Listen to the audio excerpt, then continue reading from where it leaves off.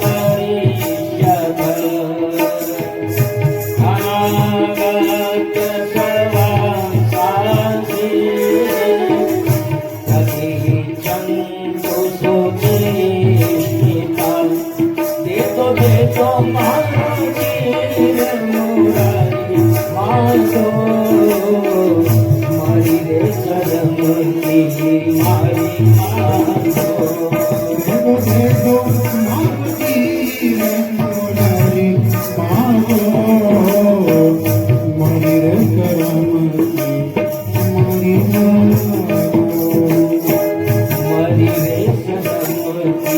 मारी मासो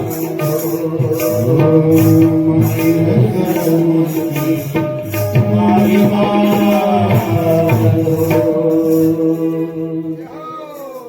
बोलिए चीर के चुरैया की। अगर आप मेरी दासी हो तो बाहर आओ और आकर के अपने वस्त्र लो। गोपियां बाहर आई और वस्त्र पहने। तब कृष्ण बोले कि तुमने व्रत तो भली प्रकार किया था। देखिए क्यों किया भगवान ने ऐसा। व्रत तो तुमने भली प्रकार किया था, किंतु नग्न स्नान करके जल के अधिकृत देवता वरुण जी का अपमान किया तुमने। इसलिए नदी, तालाब, सार्वजनिक जो जल स्रोत है वहां नग्न स्नान वर्जित है, क्योंकि ये जल देवता है, वरुण देवता है, वो देवता है जिसके आधार पर ये सृष्टि टकी हुई है। तो इस दोष की शांति के लिए अपने हाथ जोड़ करके सिर से लगाओ और झुक करके प्रणाम करो। गोपी गण को समझ में आ गया और इस त्रुटि के लिए श्री कृष्ण को प्रणाम किया है, क्योंकि समस्त कर्मों के साक्षी श्री कृष्ण को नमस्कार करने से जो भी त्रुटियां रही हो, जो भी कमियां रही हो, वो उन अपराधों का परिमार्जन हो जाता है। इसलिए कोई भी काम करके कहना चाहिए कि भगवान श्री कृष्ण को हम प्रणाम करते हैं, या विष्णु स्मरण मात्र से सर्व कर्म सफलास्तु। सारे कर्म विष्णु के स्मरण से ही सिद्ध हो जाते हैं। याता बला ब्रज सिद्धा मये मारंस्यथ क्षपा यदुद्देश्य व्रतमिदं चेरूयाचार्यार्चनं सती। तुम्हारा मनोरथ जो तुमने कहा ना, नंद गोप सुतम देवी पतिम में कुरुते नमः, इस मनोरथ से तुमने जो देवी की प्रार्थना की है, ये तुम्हारी प्रार्थना शरद पूर्णिमा की रात को सिद्ध होगी। एक बार गोप ग्वालों को भोजन लाने श्री कृष्ण ने मना कर दिया था। गाय चराने जा रहे थे तो रोजाना तो वो टिफिन लेते थे, भोजन साथ में लेते थे, वन में जगह करते थे। कन्हैया ने कह दिया कि आज का भोजन जंगल में। बोले कन्हैया कैसे होगा जंगल में? बोले चलो मैं करवाता हूं।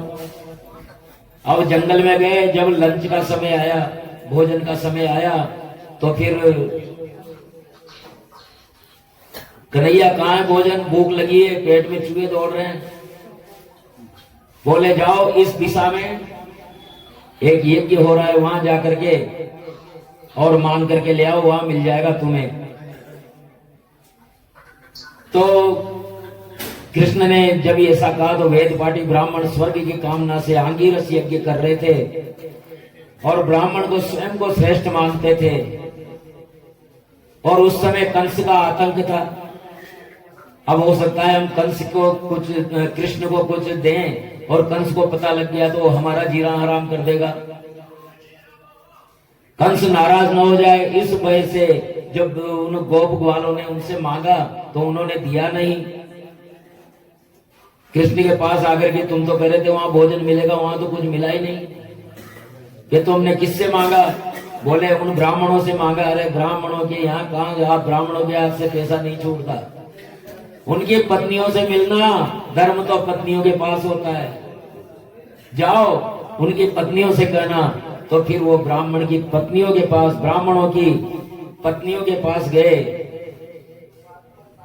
नमो भो विप्रपत्नीभ्यो निबोधत वचांसि न इतो विदुरे चरता कृष्णेने सीता वयम्।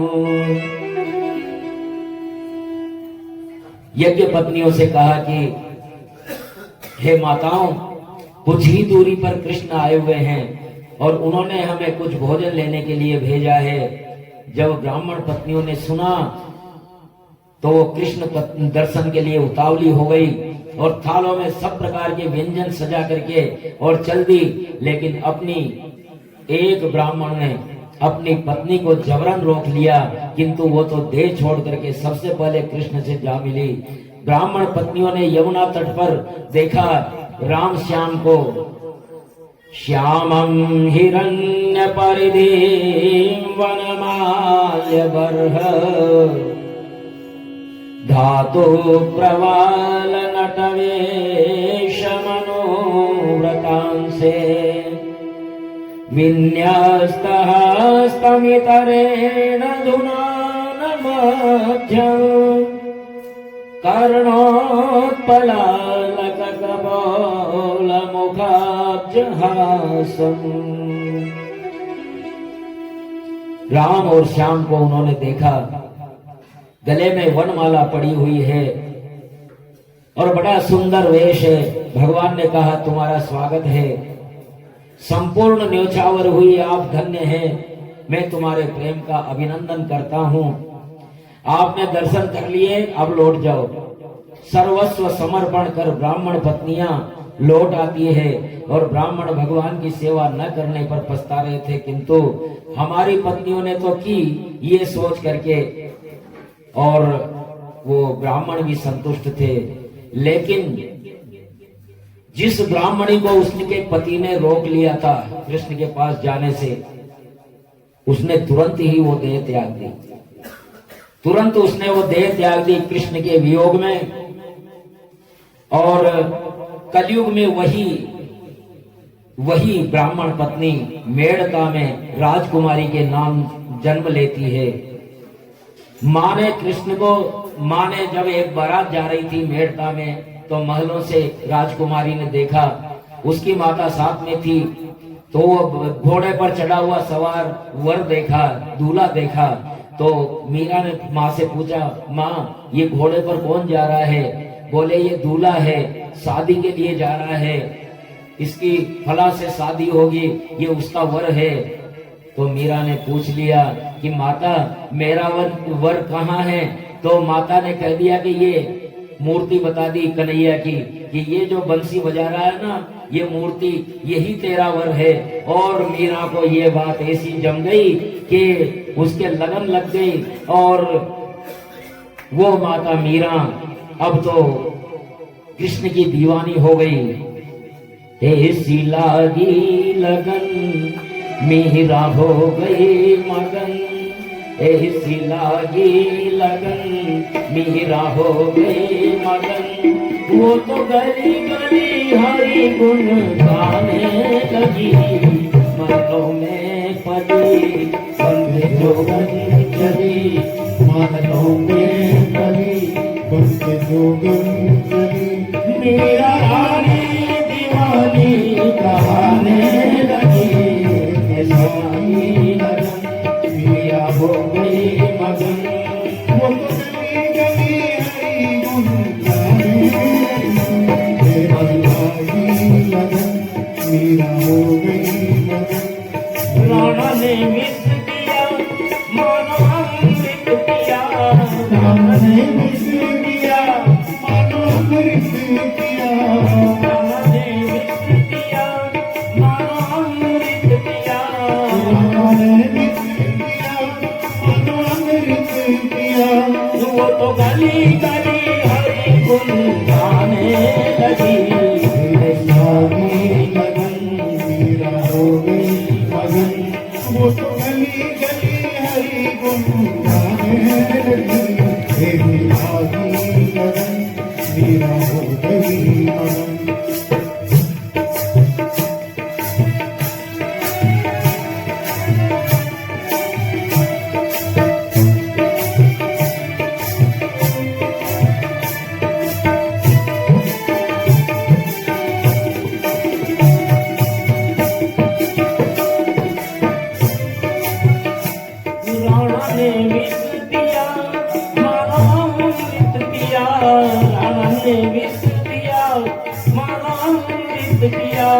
वो तो गली गली हरि गुण गाने लगी। लागी लगन मीरा हो गई मगन। वो तो गली गली हरि गुण गाने लगी। जोगन चली मनसों में पली बनके जोगन चली। दीवानी दीवानी कहाने लगी। लागी लगन मीरा हो गई मगन। वो तो गली गली गली हरि हरि गुण गाने लगी। मनसों में पली बनके जोगन चली। मीरा रानी दीवानी कहाने लगी।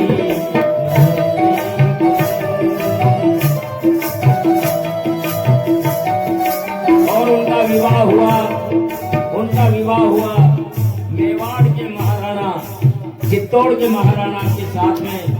और वहां उन्होंने कह दिया कि देखो मेरा विवाह तो कृष्ण के साथ हो चुका है। ऐसे वर को क्या जोरे जो तुमसे मर जाए। ऐसे वर को क्या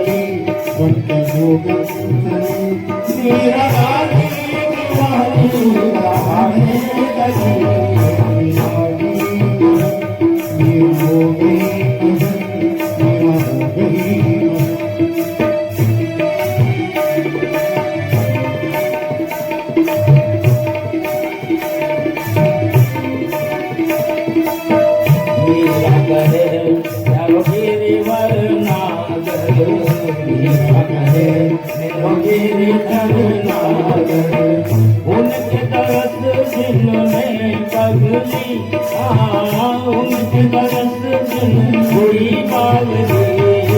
दूर नगरी बड़ी दूर नगरी दूर नगरी बड़ी दूर नगरी। जैसे आओ रे कन्हई जैसे आओ रे कन्हई तेरी गोकुल नगरी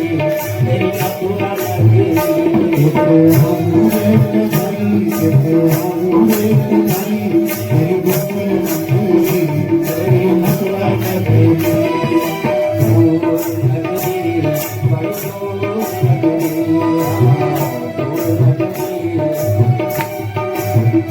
कैसे आऊं रे कन्हई कैसे आऊं रे कन्हई तेरी दूर नगरी बड़ी दूर नगरी बड़ी दूर नगरी बड़ी दूर नगरी। बोलिए चीर के चुरैया की। तो इस प्रकार वो ब्राह्मण पत्नी मीरा के रूप में जन्म लेती है और अपना पूरा जीवन कृष्ण प्रेम में बिता देती है। और वो एकमात्र ऐसी भक्ता है।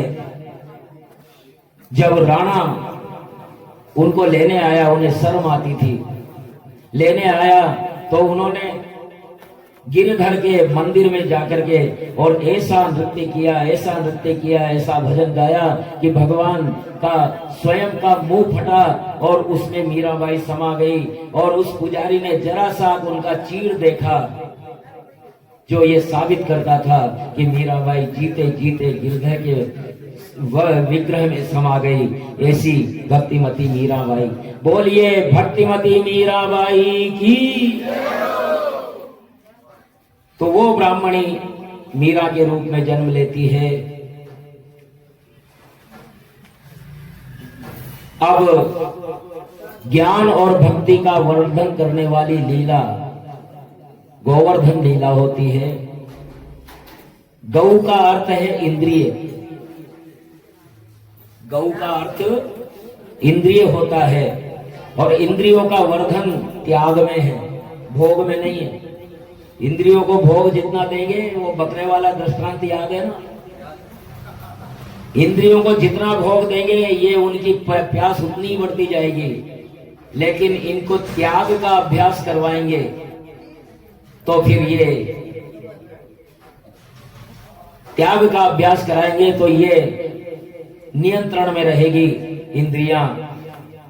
इसलिए इंद्रियों का वर्धन त्याग में है, भोग में इंद्रियां क्षीण होती है। भोग मार्ग से हटा करके उन्हें इंद्रादि देव विषय वासना की वर्षा कर देते हैं। उस समय इंद्रादि देव विषय वासना की वर्षा कर देते हैं। गोवर्धन, ये गोवर्धन लीला दरअसल पर्यावरण का बहुत बड़ा अनुष्ठान है। इसमें पृथ्वी के श्रृंगार, पृथ्वी का श्रृंगार किससे होता है? पृथ्वी की पूजा वृक्ष लगाने से होती है। वृक्ष ही पृथ्वी का, पर्वतों का श्रृंगार है। और वृक्ष को हटा करके वृक्षों को काटते जाना और अच्छी वर्षा की कामना करना ये ठीक नहीं है। तो इसमें गोवर्धन पूजा में एक और विशेष बात है, इसमें पूज्य और पूजक एक हो जाते हैं। पूज्य और पूजक एक हो जाते हैं और पूज्य और पूजक का एक होना अद्वैतवाद का एक उदाहरण है।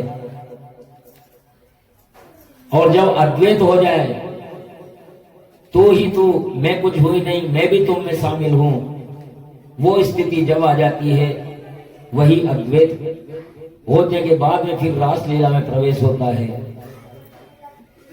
भगवान पिता त्रैव बलदेवेन संयुता अपश्यन् निवसन् गोपा निन्द्रयागक्रतोद्यमान्। जब इंद्र याग की पूजा की तैयारी कर रहे थे ब्रजवासी, तो भगवान कृष्ण तो सब जानते थे, लेकिन फिर भी उन्होंने अज्ञानी होकर के पिताजी से पूछा, पिताजी ये आप किसकी पूजा कर रहे हैं? किसकी पूजा की तैयारी चल रही है? ये किस भारी उत्सव की तैयारी हो रही है? इसका क्या फल है, उद्देश्य क्या है और आप क्या करने जा रहे हैं? ये शास्त्र सम्मत है अथवा केवल लौकिकी है, ये तो बताइए। नंद बाबा ने कहा, पर्जन्यो भगवान इंद्रो मेधास्तस्यात्ममूर्तये तेभिर्वर्षन्ति भूतानां प्रीणानां जीवनं पय। हे पुत्र, जल जीवन है, जल प्राणियों का जीवन है और वर्षा अच्छी बनेगी तो ये जल मिलेगा। जल से ही हम, क्योंकि कृषि जुड़ी हुई है, इसलिए कृषि तभी अच्छी होगी जब जल मिलेगा। और जल का राजा इंद्र है। बोले वृंदावन बिहारी लाल की। तो इस प्रकार इंद्र वर्षा का स्वामी है, इसलिए हम वर्षा अच्छी हो इसके लिए इंद्र को मनाने का ये यज्ञ कर रहे हैं। भगवान कृष्ण बोले कि कर्म प्रधान विश्व करी राखा, जो जस करे से तस फल चाका। कर्म प्रधान है, अगर हमारे कर्म अच्छे हैं तो वर्ष इंद्र को तो बरसना पड़ेगा, ये ठीक नहीं है।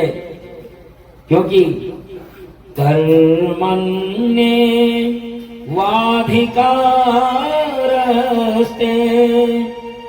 मा फलेषु कदाचन,